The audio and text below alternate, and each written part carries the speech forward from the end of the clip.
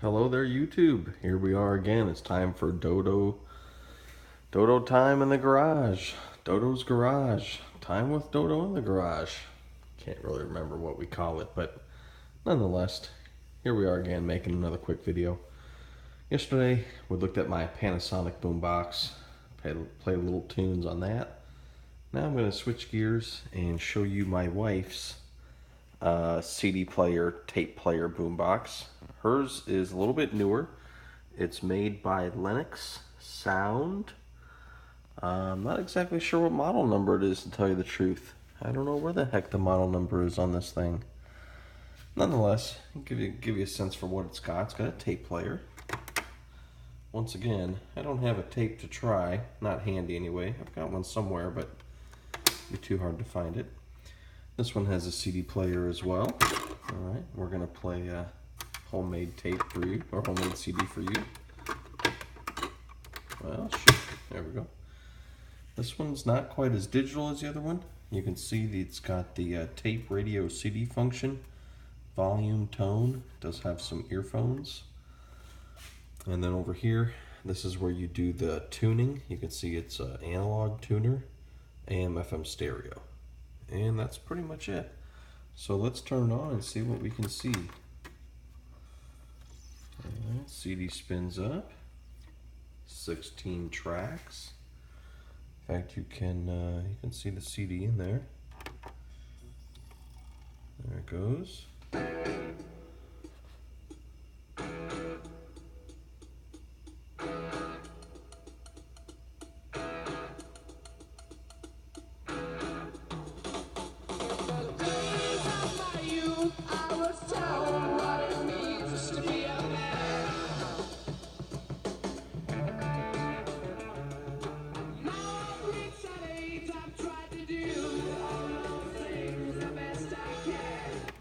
Alright, so if anyone knows what that CD is, that is the debut album of Led Zeppelin back from 1969. Yeah, been listening to a fair amount of Led Zeppelin the past couple of months. Even getting the kids turned into it so they can have a little bit of idea of what music used to be like in the good old days. Anyway, you can kind of see this is a pretty decent boombox. Nothing fancy. Like I said, my wife had it from college. It works just fine. Sits in our garage. It's been sitting here for probably 6 or 7 years.